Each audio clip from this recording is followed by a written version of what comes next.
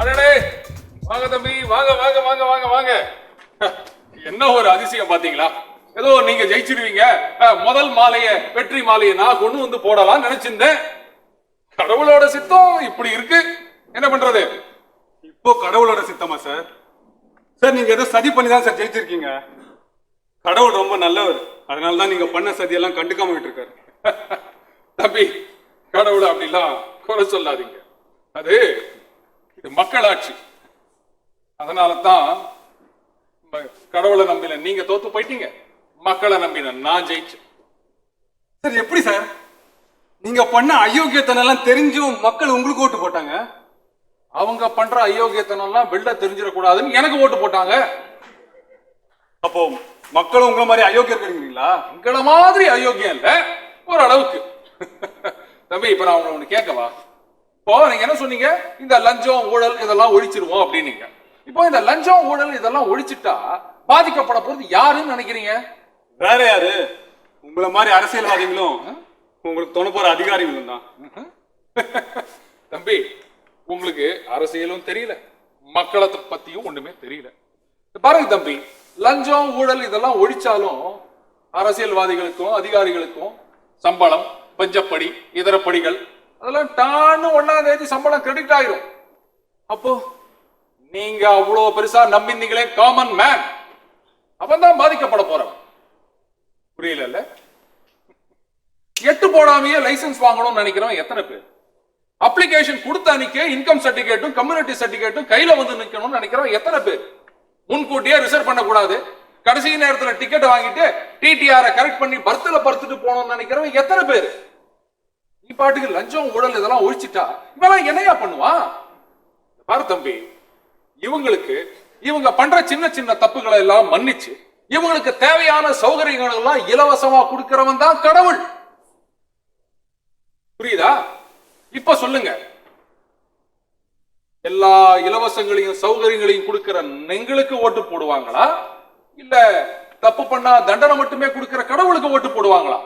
ஒன்று சொல்றேன் தம்பி, பரிகாரமும் பிராயச்சித்தமும் இல்லைன்னா கடவுளே இவங்களுக்கு தேவையில்லை. பாருங்க தம்பி, இப்பவும் சொல்றேன், உங்க மேல எனக்கு கோபம் இல்லை. போன ஆட்சியில் அறிவிச்ச மாதிரியே அந்த 10 லட்சம் ரூபாய் நஷ்ட ஈடு, அந்த அரசாங்க வேலை இப்பவும் உங்களுக்கு இருக்கு, எப்ப வேணாலும் வந்து வாங்கிக்கலாம். நீங்க தோத்த சோகத்தில் இருப்பீங்கன்னு நினைக்கிறேன். போங்க. பாருமா தம்பி, எப்ப வந்தாலும் எந்த மீட்டிங்ல இருந்தாலும் தாராளமா உள்ள விடு, தெரிஞ்சுதா? போயிட்டு வாங்க தம்பி.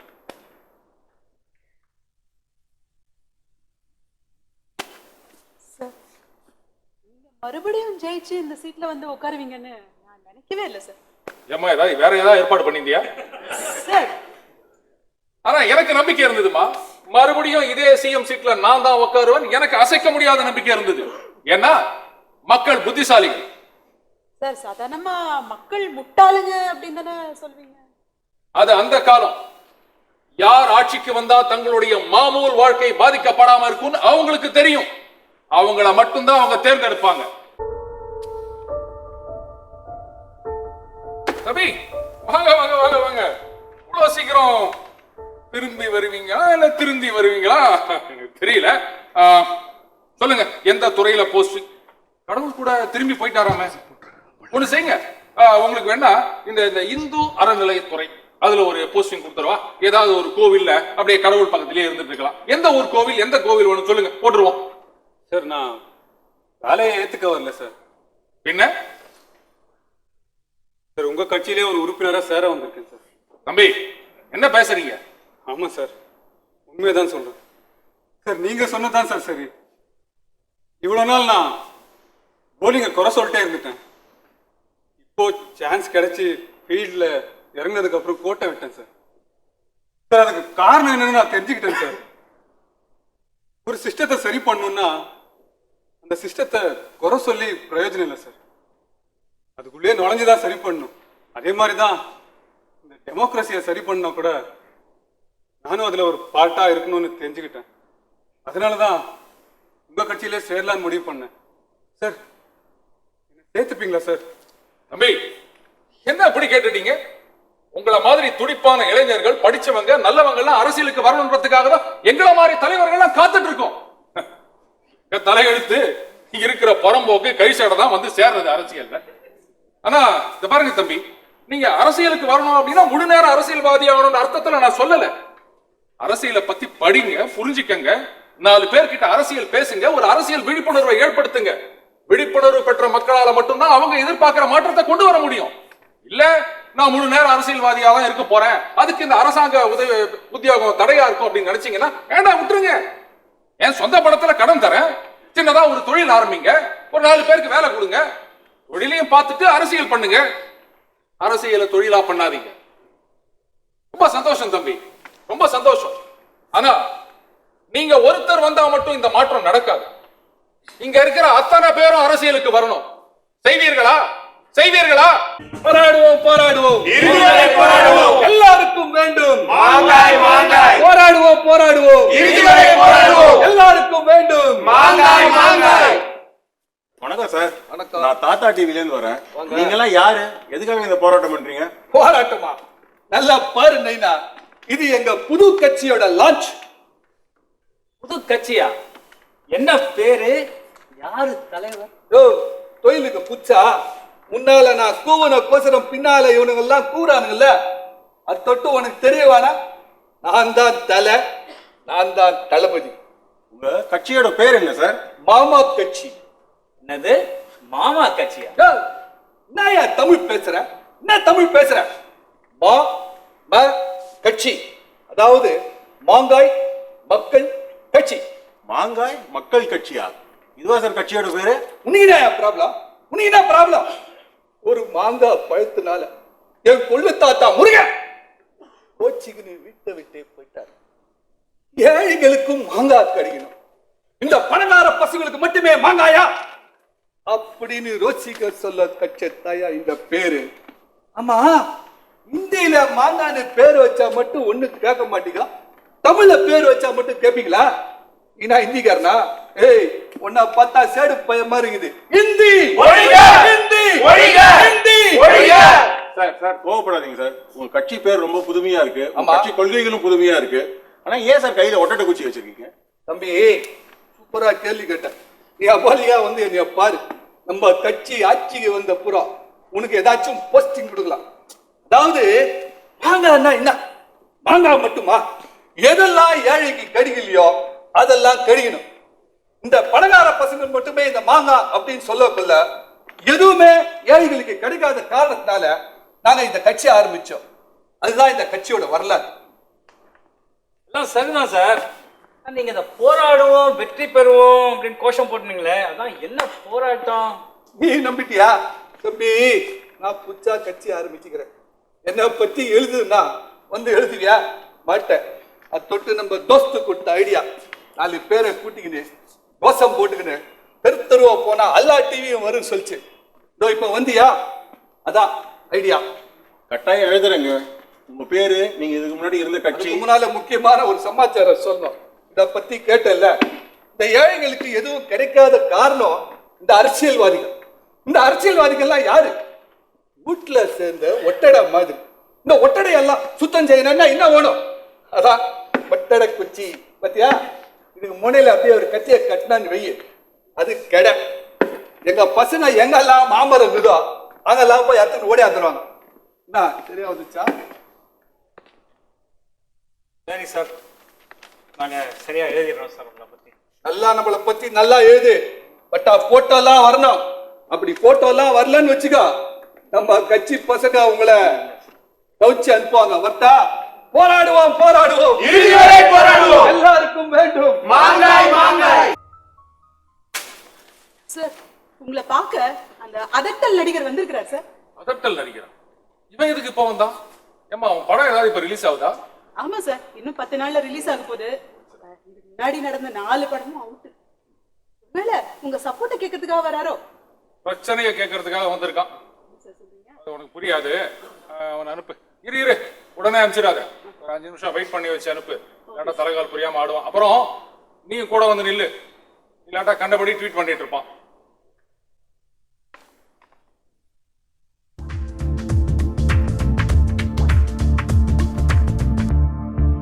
வாங்க வாங்க வாங்க அதக்கல் நடிகர், வாங்க வாங்க வாங்க. அப்புறம் எப்படி இருக்கீங்க? நல்லா இருக்கீங்களா? நீங்க மனசு வச்சாதானே நாங்க நல்லா இருக்க முடியும். எங்க இது இவ்வளவு பெரிய நடிகர், ஒவ்வொரு படத்துக்கும் கோடி கோடியா லட்ச லட்சமா வாங்குறீங்க. அப்புறம் நாங்க மனசு வச்சான்னா சொல்லுங்க என்ன வேணும்? அதாவது பாராட்டு விழாவா, தலைமை தாங்கணுமா? பாராட்டு விழா ஆமா நடத்திடலாமே. அதுக்கு முன்னாடி திரையுலகம் சார்பா உங்ககிட்ட ஒரு சின்ன ரிக்வெஸ்ட். தாராளமா கேளுங்க. உங்களுக்கே தெரியும் சினிமா துறை இப்ப ரொம்ப ஒரு மோசமான சூழ்நிலை இருக்கு. இன்னும் நீங்க எல்லாம் நடிச்சிட்டு இருக்கீங்களே சார். என்ன சொன்னீங்க? இல்ல நீங்க எல்லாம் நடிக்கும் போது இப்படியா அப்படின்னு கேட்டேன். அதான் சார், சினிமா துறை ரொம்ப மோசமான நிலைமையில இருக்கு. படமும் ஓடவே மாட்டேங்குது. அதனால அரசாங்க சார்பா இனிமே தமிழ்ல தயாரிக்கிற எல்லா படத்துக்கும் 50% மானியம் கொடுத்துட்டீங்கன்னா சினிமா காத்த சின்னையா அப்படின்னு உங்களுக்கு ஒரு பட்டத்தை கொடுத்து பெரிய லெவல்ல பாராட்டு விழா நடத்திடுறோம். என்ன கேக்குறீங்க? தமிழ்ல படம் எடுத்தா பாதி காசு கவர்மெண்ட் கொடுக்கணுமா? ஏதாவது இருக்கா? ஏங்க ஜனங்க எல்லாம் ஒத்துப்பாங்களாங்க? என்னங்க கேக்குறீங்க நீங்க? இது ஏன் ஒத்துக்க மாட்டாங்க? தமிழ்ல பேர் வச்சா வரியே கிடையாதுன்னு சொன்னீங்க. யாராவது கேள்வி கேட்டாங்களா? எல்லாரும் ஒத்துக்கிட்டாங்கல்ல. அதே மாதிரி தமிழ்ல படம் எடுத்தா 50% மானியம்னு சொல்லுங்க, ஒரு பயலும் கேள்வி கேட்க மாட்டான். அது மட்டும் இல்ல சார், இன்னைக்கு நடிகங்களை எதிர்த்து பேசுறதுக்கு ஆளே கிடையாது. இந்த தைரியத்துல தான் ஆடிட்டு இருக்கீங்க. அது பாருங்க, சொன்னா கேளுங்க, அது சரிப்பட்டு வராதுங்க. நீங்க வேற ஏதாவது கேளுங்க. என்னங்க நீங்க என்னமோ உங்க சொந்த காசை கொடுக்க போற மாதிரி, அரசாங்க காசு தானே, அள்ளி விடுங்க. என் காசை கேட்டா கூட எடுத்து கொடுத்துருவேன். ஏங்க அரசாங்க கஜானாவே காலியா இருக்குங்க. இல்ல நீங்க வேற ஏதாவது கேளுங்க, நான் செய்யறேன். இதை விட்டுடுங்க. பொது பிரச்சனைக்காக வந்தா மாட்டேன்னு சொல்றீங்க. சரி, சொந்த பிரச்சனைக்கு வரேன். உங்களுக்கே தெரியும் நான் ஒரு பள்ளிக்கூடம் நடத்திட்டு வரேன். ஆமா ஆமா, ஏதாவது ஆண்டு விழா தலைமை தாங்கணுமா? கண்டிப்பா அதுக்கும் நீங்க தான் வரணும். அதுக்கு முன்னாடி அதுலயும் ஒரு சின்ன ரிக்வெஸ்ட். இந்த பள்ளிக்கூடம் இருக்கிற இடத்து வழியா ஏதோ பாலம் கட்ட போறாங்களாம். அதனால பள்ளிக்கூடத்தை இடிக்கணும்னு சொல்லி ஒரு நோட்டீஸ் கொடுத்துருக்காங்க. நீங்க என்ன பண்றீங்க, அந்த பாலத்தை அப்படியே லைட்டா டைவர்ட் பண்ணி பக்கத்து தெரு வழியா போட்டீங்கன்னா உடனே பள்ளிக்கூட விழா நடத்தி அதுக்கு உங்களே தலைமை தாங்க வச்சிடுறேன். ஏங்க இதுக்குதான் 6 மாசத்துக்கு முன்னாடியே அரசாணை வெளியாயிடுச்சு. அது டெண்டர்லாம் விட்டு வேலை கூட ஆரம்பிச்சிருக்குமே. அது இப்ப இந்த அலைன்மெண்ட்டை மாத்தினோம்னா அது டிராபிக்லாம் ரொம்ப டிஸ்டர்ப் ஆகும். வேணாங்க, ஒண்ணு செய்யுங்க, அந்த பள்ளிக்கூடத்தை மாத்திடுங்க. நானே அரசாங்க சார்பில் வேற இடம் கொடுக்குறேன் உங்களுக்கு. அரசாங்க நிலமா? அப்புறம் அரசாங்கம் சொல்ற ஃபீஸ் தான் வாங்கணும்னு சொல்லுவீங்க. ஏழை பசங்களுக்கு எல்லாம் சீட்டை கொடுங்கன்னுவீங்க. ஏழை பசங்களுக்கு எல்லாம் சீட்டை கொடுத்தா என் ஸ்கூல்ல படிக்கிற ஹை சொசைட்டி பாய்ஸ்க்கு நான் என்ன பதில் சொல்றது? சார், ஸ்கூலெல்லாம் இடம் மாற்ற முடியாது சார். நான் ஸ்கூல் அங்கேயே நடத்திக்கிறேன். நீங்க பாலத்தை மாத்தி கட்டுங்களேன். இல்லைங்க, இது சரி வராது. இல்ல நீங்க பள்ளிக்கூடத்தை மாத்துங்க, இல்லைன்னா வேற வழியே கிடையாது. என்ன சார் நீங்க, நான் இவ்வளவு இறங்கி வந்து கேட்கிறேன், கொஞ்சம் கூட பிடி கொடுத்தே பேச மாட்டேன்றீங்களே. பொது பிரச்சனைக்காக இறங்கி வரல, உங்க சொந்த பிரச்சனைக்கு. அதனால கொஞ்சம் அடக்கி பேசுங்க. என்னது, நான் அடங்கி போகணுமா? என் பின்னாடி இந்த மாநிலமே இருக்கு. கன்னியாகுமரியில போயிட்டு கடலை பார்த்து நின்று திரும்பி நெல்லு, இந்த உலகமே உன் பின்னாடி இருக்கும். இந்த பார், இந்த பஞ்ச டயலாக்கெல்லாம் சினிமாவோட வச்சுக்கோ, இங்க வேண்டாம். சார், எனக்கு எவ்வளவு பெரிய ரசிகர் படம் தெரியுமா? என் பலம் தெரியாம மோதாதீங்க. என்னையா ரசிகர் படம்? வரிசையா 4 படம் ஊத்திக்கிச்சு, அப்புறம் என்ன படம் உனக்கு? நீங்க தான் வரி சலுகையா கொடுக்கலையே, அதனாலதான் படம் ஊத்துச்சு. வரி சலுகை கொடுக்கும் போது மட்டும் என்ன பண்ணீங்க? டிக்கெட் விலைய கரைச்சா ரசிகனுக்கு வித்தீங்க. ஏயா 5 ரூபா கடலை மிட்டாய் கூட வரி போட்டுட்டான்னு போய் பிரச்சாரம் பண்ணிட்டு இருக்கீங்க. 200 கோடி 300 கோடி செலவு பண்ணி எடுக்கிற படத்துக்கு வரி போட்டா கசக்குதா உங்களுக்கு? சார், சினிமான்றது வெறும் என்டர்டைன்மெண்ட் மீடியா இல்ல, மக்களுக்கு நல்ல கருத்தை சொல்ற ஒரு சாதனம். நீங்க அதை புரிஞ்சுக்கணும். அப்ப ஒண்ணு செய்யுங்களேன், இதை எல்லாரும் வரி கட்டுங்க, அதை வரி ஏமாத்தாதீங்க அப்படின்னு ஒரு நல்ல கருத்தோட ஒரு படம் எடுங்களேன். ஏன் எடுத்தோமே? எப்போ? கந்தசாமி, நீங்க பார்க்கல? அந்த படம் எடுத்துமா நீ திருந்தல? இல்ல 10 வருஷமா வரியே கட்டலையாம இன்கம் டாக்ஸ் டிபார்ட்மெண்ட்ல சொன்னாங்க. சார், நியாயமா பார்த்தா கலைஞர்களுக்கு வரியே இருக்கக்கூடாது சார். நாங்களும் எங்க வாழ்க்கையை மக்களுக்காக அர்ப்பணிச்சிருக்கோம். அரசியல்வாதிகளுக்கு அப்படித்தாயா, நாங்களும் மக்களுக்காக தான் இருக்கோம். உங்களுக்கு எல்லாம் படம் ஓடினாலும் ஓடாட்டாலும் கோடி கோடியா அள்ளி வச்சுக்கிறீங்க. ஆனா நாங்க எலெக்ஷன்ல தோத்து போயிட்டா 5 வருஷத்துக்கு சம்பளம் கூட கிடையாதுயா. 5 வருஷத்தை நீங்க ஊழல் பண்ணி சம்பாதிக்கிறது 5 தலைமுறைக்கு தாங்கும். நீங்க பேசுறீங்களா? ஆமா, நீங்க மட்டும் அப்படியே ரொம்ப யோக்கியமா தொழிற்சாலை நடத்தி வரி கட்டி சம்பாதிக்கிறீங்க பாருங்க. சேர்த்து வச்சிருக்கிறதெல்லாம் கருப்பு, மேல மேல சேர்த்துக்கிறதும் கருப்பு. ஏங்க உங்க படத்துல வர ஹீரோயின் மாதிரியே நீங்க வாங்குற காசையும் கொஞ்சம் வெள்ளையாதான் வச்சுட்டு போங்களேன், புண்ணியமா போகும். சார் வேண்டாம் சார், என்கிட்ட மோதாதீங்க. இது உங்களுக்கு கடைசி வார்னிங். உங்க எச்சரிக்கைக்கு ரொம்ப நன்றி. நான் அரசியலுக்கு வர வேண்டாம்னு நினைக்கிறேன். ஆனா வந்தா நல்லா இருக்குமோன்னு என்ன நினைக்க வச்சிடாதீங்க. இன்னைக்கே நான் போய் இந்த அரசியல்வாதிகள் எல்லாம் மோசம், இந்த அரசியலே மோசம்னு சொல்லி ஒரு ட்வீட் போட்டேன். விளைவுகள் விபரீதமா இருக்கும். தாராளமா போடுங்க. இது ஜனநாயக நாடு. யார் வேணா கருத்து சொல்லலாம், யார் வேணும்னாலும். அது என்னய்யா, அரசியலை பத்தி கருத்து சொல்றதுக்கு மட்டும் ஆயிரக்கணக்கில் வரிசையில வந்து நிக்கிறீங்க. அரசியல்வாதினா அவ்வளவு கேவலமா போச்சா உனக்கு? ஆமா, கேவலம் தான். கை நாட்டெல்லாம் பெரிய பெரிய தலைவர் ஆறாங்க, மினிஸ்டர் ஆறாங்க, ஏன் சிஎம்ஆ கூட ஆறாங்க. ரெண்டாவது கூட படிக்காத நீ இந்த படத்துல ஹீரோவா நடிச்ச உடனே அறிவுஜீவி வேஷம் போட்டு சுத்திட்டு இருக்க. என்ன பார்த்து பேசுறியா நீ? இங்க பார், ஒவ்வொரு நிமிஷமும் பிரச்சனையை சந்திக்கிறவன் தான் அரசியல்வாதி. உன்ன மாதிரி படத்துக்கு படம் பிரச்சனை பண்ணி சினிமா ஓட்டுறவன் கிடையாது. ஞாபகம் வச்சுக்கோ. என்ன நினைச்சிட்டு பேசுறீங்க? ஏன் சார், ஏன் கோவம் வருதா? விளம்பரத்துக்காக ஒண்ணு நான் இங்க வந்து நிக்கல. நீங்க நம்ம சும்மா இருக்கீங்களா? கருமாதி, கல்வெட்டு, எந்த ஃபங்க்ஷன், கல்யாணம் எது எடுத்துக்கிட்டாலும் அங்க வந்து நிக்கல, போஸ்ட் அடிச்சு ஒட்டல, விளம்பரம் தேடல. நாங்க வந்தா மட்டும் விளம்பரம்ன்றீங்க. ஆமாயா, விளம்பரம் தான், விளம்பரம் தான். நாங்க விளம்பரப்படுத்திட்டு தான் இருக்கோம். ஆனா எங்க கட்சி தொண்டர் காசுலயும் கட்சி காசுலயும் தான் பண்றோமே தவிர உங்களை மாதிரி ரசிகர்கள் கிட்ட இருந்து ஆட்டையை போட்டு சினிமால கொள்கை வசனம் பேசுறேன், பஞ்சு டைலாக் பேசுறேன் அப்படின்ட்டு என்னமோ நான் தான் உலகத்தையே திருத்த வந்த தெய்வம் அப்படின்ட்டு சீன் போடுறது கிடையாது. நாங்க அதை புரிஞ்சுக்கோ. நாங்க ஒன்னும் ரசிகர்களை வாங்க வாங்கன்னு போய் தேடி கூப்பிடல. அவங்களுக்கு எங்க மேல இருக்கிற அபிமானம், அவங்களா வந்து படத்தை பாக்குறாங்க, ரசிக்கிறாங்க. இதுல உங்களுக்கு என்ன கஷ்டம்? அது என்னையா, எனக்கு ஒரு விஷயம் புரியல. ஆம்னி பஸ்ல அதிக கட்டணம் வாங்கினா அரசாங்கம் தலையிடணும், மருத்துவ கல்லூரியில, பள்ளியில, மருத்துவமனையில இங்கெல்லாம் அதிக கட்டணம் வாங்கினா அரசாங்கம் தலையிடணும். ஆனா தியேட்டர்ல நீங்க 1000 2000க்கு வித்தா நாங்கெல்லாம் பொத்திட்டு இருக்கணுமா? என்ன சார் இது? நீங்க மட்டும் என்ன ஒழுங்கு? கட்சியில ஒரு பொதுக்கூட்டம், ஒரு மாநாடுன்னு வந்தா ஒருத்தரை விட்டு வைக்கிறீங்களா? சின்ன கடையில ஆரம்பிச்சு பெரிய வியாபாரி வரைக்கும் மிரட்டி காசை உருட்டி வாங்கி தானே நடத்துறீங்க. இதெல்லாம் சரிப்பட்டு வராது. மக்கள் முடிவு பண்ணிட்டாங்க. என்ன முடிவு பண்ணிட்டாங்க? உங்களை மாதிரி அரசியல் கட்சிகளெல்லாம் இனிமே நம்பி பிரயோஜனம் இல்லைன்ற முடிவுக்கு மக்கள் வந்துட்டாங்க. தனி மனுஷனாலதான் இனிமே இந்த நாட்டை காப்பாற்ற முடியும்ன்றது நல்லா உணர்ந்திருக்காங்க. அந்த தனி மனுஷன் நான் தான்றது மக்களுக்கு தெரிஞ்சு போச்சு. தப்புங்க, ரொம்ப தப்பு. இது ஒரு ஜனநாயக நாடு. என்னதான் பிரச்சனை இருந்தாலும் எதுவா இருந்தாலும் கட்சிகள் மூலமா தான் போகணுமே தவிர முன்ன பின்ன தெரியாத இயக்கங்களோ இல்ல பதவிக்கு ஆசைப்பட்ட அலைகிற தனிநபர்களோ அதிகாரத்துக்கு வருதுன்றது ரொம்ப தப்பு. பயம் தெரியும், உங்க கண்ணுல பயம் தெரியும். நடிகை அரசியலுக்கு வரான்னா பயப்படுறீங்கல்ல? பயப்படுறது நாங்க இல்ல. கால் வைக்கிறதுக்கே கால் நூற்றாண்டு யோசிச்சுட்டு இருக்கிறது நீங்க தான். நீச்சல் போட்டியில ஜெயிக்கணும்னா முதல்ல குளத்துல குதிக்கணும். நாங்க இந்த குளத்திலேயே வருஷ கணக்கா ஊறிட்டு இருக்கவங்க. நான் குளத்திலேயே கால் வைக்க மாட்டேன், கோப்பம் மட்டும் என் கையில வரணும் அப்படின்னா வாங்க அரசியலுக்கு வாங்க, அப்ப மோதுவோம். இப்போ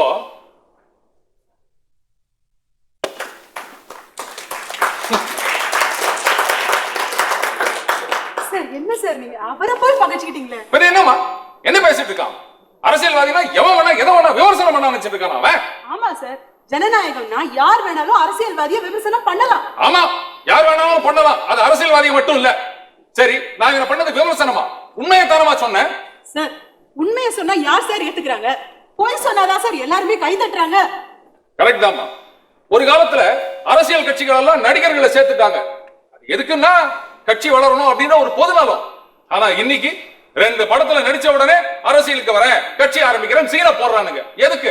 சினிமா ஓட்டணுமே அப்படின்ற சுயநலம். என்னதான் ஆக போதோ தெரியல இந்த நாடு.